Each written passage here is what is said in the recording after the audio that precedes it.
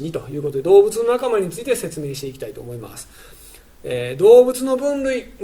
動物っていうのは、脊椎動物と、これ背骨がある、脊椎背骨がある動物と脊椎動物がない動物、無脊椎動物の2つにまず分かれます。で脊椎動物っていうのは、5つ、魚類、両生類、爬虫類、鳥類、哺乳類の5つに分かれます。では体の作りを、見ていきましょう。水中の生活に適した作りということでもちろん分かるように魚類ですね。あと両生類の幼生、水の中でしか生きることができません。こういったものが水中に適した作りになっています。で陸上生活に適した体を、支える足を持つということで、両生類の生態、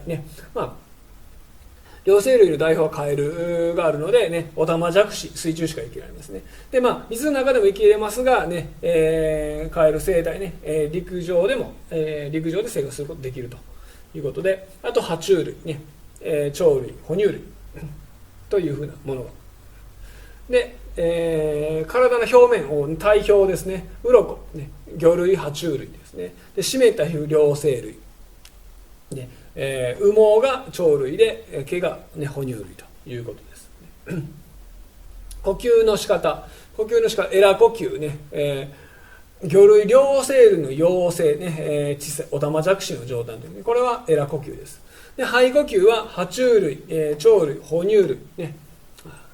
で両生類の、生態は肺呼吸もするんですが、肺がまだ未熟のために、次に出てきますが、皮膚呼吸も同時にしてます。でこの皮膚呼吸を、支えるために前のスライドであったように皮膚が、水で湿っていると、いうことです。両生類の生態、生で大人は肺呼吸と、皮膚呼吸になっている。子供の生まれ方、卵生、卵で生まれるということですね。卵を産む魚類と両生類、は水中に殻のない卵を産みます。爬虫類は陸上に弾力の殻を持つのが、爬虫類、弾力柔らかい、卵の殻を持つ、卵を産みます。爬虫類鳥類は陸上に硬い殻のある、鶏の卵なんかで想像できると思います。胎生、哺乳類は唯一なんですが、母親の、子宮の中で養分や酸素を、もらってある程度育ってから子が生まれる、これが哺乳類ですね。唯一、卵で生まれない、これが哺乳類です。体温の特徴、高温、常っていう字、意味を持つ、常にっていう、常という意味で、環境の、温度が変わっても、体温が一定に保たれている、これが鳥類、哺乳類、高温動物ですね。だから外がいくら寒くても体温は、いつも36度前後、になっていると。これが高温動物ということですね。じゃあその他鳥類、哺乳類以外は変温動物といって、環境の温度が変わるにつれて体温も変わるよと。だから、周りの温度が下がれば下がるし、周りが暑くなるとある程度、体温も上がるということになります。脊椎動物、では次、背骨のない動物ですね。節足動物、これは外骨格、殻などなんですが、外骨格を持ち体と足に節がある動物、これは関節のようなものですね。関節のようなで外骨格と筋肉の働きで体を動かしているよということです。骨はないよということです。で外骨格っていうのは体を支えたり保護したりする、甲羅なんかも外骨格です。ただ亀は、あれは外骨格とは言いません。で節足動物の仲間、昆虫類、バッタやカブトムシなど、こういったものが、昆虫類の代表ですね。で、甲殻類、カニ、甲殻ザリガニ、カニ、あとエビ、こういったものが甲殻類になります。で軟体動物、節足動物には昆虫類と、先ほど甲殻類があって、また別に、軟体動物、軟体ということで体柔らかいものを想像してもらったらなと。タコやイカ、あとアサリやサザエ、これ柔らかいかというとちょっと違うかもしれませんが、アサリやサザエを持つ仲間です。で外頭膜で内臓が包まれている、で体や足には節がなく、水中で生活するものが多いよと。陸上生活しているものとしてマイマイとか、これあれですね、カタツムリですね、ナメクジ、こういったものがあります。その他の無脊椎動物としてはウニやヒトデ、これは極肥動物かな、極肥動物と言われている、覚えなくていいですね。でクラゲやイソギンチャク、これは、四方動物かな、四方動物と言われている。でミミズを含むグループ、これは、関係動物かな。これは今言ったものは覚えなくていいんですが、一応そういった分類もあります。で複数のグループ、その他にも無脊椎動物はたくさんの、種類があるよということを覚えておいてください。でこれをまとめたもので、まず背骨があるかないか、ですね。で子供の生まれ方、赤ちゃんで生まれる、体勢も哺乳類と分かります。で卵性の場合は、次に産卵場所どこだと、水中か陸上か、で水中の場合は、呼吸の仕方エラか、子供がエラで、親が肺と皮膚か、ということで、判断最終はします。で陸上に卵を産む場合は、体温、高温動物か変温動物かで、爬虫類と鳥類に、見分けるということで、こんな順番で見分けていけばいいんじゃないかなと思います。で次、無脊椎動物、体に、や足に節があるかないか、そうすると節足動物。節足動物は昆虫類、甲殻類、クモ類は今勉強しませんが、こういったものがあるよと。昆虫類とクモ類別ですよということで、節がない場合は軟体動物、イカ、タコ、貝の仲間の軟体動物とその他、ヒトデとかミミズをクラゲ、その他に分かれるよということで、こんな風にして、見分け、分類を自分でもできるようにしておいてください。以上です。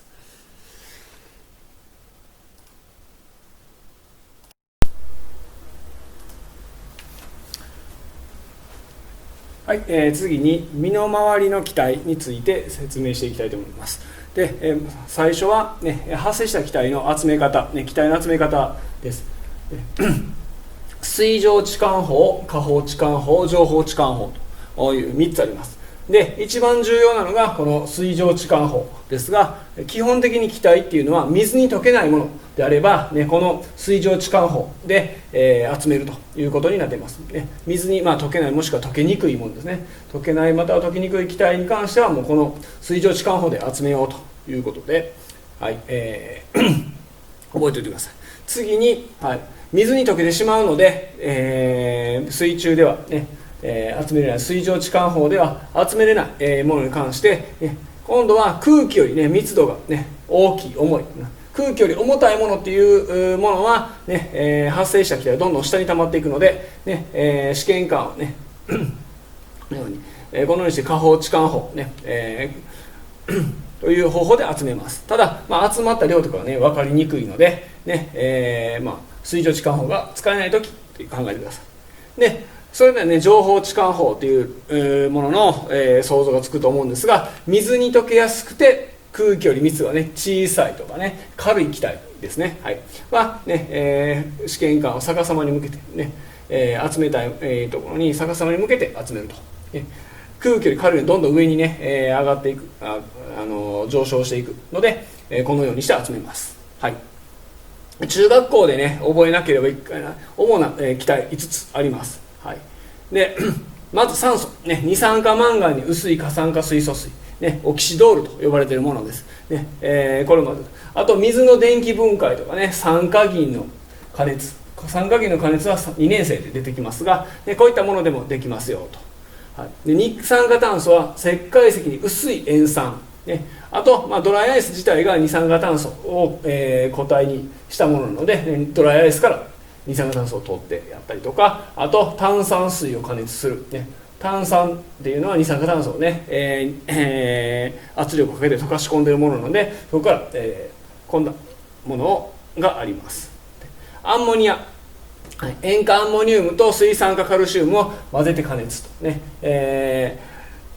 前に小ホールで、発生させてちょっと匂った時は塩化アンモニウムと水酸化バリウムを、ね合わせました。加熱はその場合は加熱をしなくていいとそんな方法もあります。あとアンモニア水を加熱する、こういったことがアンモニアの発生です。水素は、ね、金属、亜鉛、鉄、マグネシウムに薄い、塩酸硫酸、ね、をかけてやると、ね水素が発生する。金属、ただし銅とか、ね、金など水素の発生しない金属もあるので、金属なんか亜鉛、鉄、マグネシウムが代表ですがに薄い塩酸、ねで硫酸もいけるんですが、主によく出てくるのはこの薄い塩酸をかけると、水素が出るよと。あと、ね、酸素の、にも出てきましたが、水を電気分解すると酸素と水素が発生するよと。で窒素の発生の仕方は覚えなくてもいいです、はい、色は全て無色、ね、匂い、ね、アンモニアだけが特徴があって、はい、これはね無臭ということで、アンモニアだけ刺激臭、実際、匂い嗅いでもらったらね、どんな匂いか覚えていると思うんですが、刺激臭というふうな言葉で覚えてください。で、空気と比べた時の重さ、ね空気より軽いか重たいかということですが、少し重い、ね、酸素は少し重いよと、二酸化炭素はそれよりも、ね、もっと重たいよと、はい、アンモニアはね軽い。水素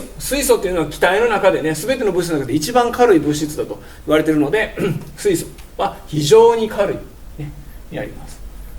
で、窒素、ね、少しだけ軽いよと。で水への溶けやすさ、ね、溶けにくい、少し溶ける、ね、少し溶けるけれども、ね、少ししか溶けないので、次の集め方ね、水蒸置換法で集めるよと。でここ結びついてきます。でアンモニアは、ね非常によく溶けるので、情報置換、ね情報置換で集めるよと。で溶けにくい、ね、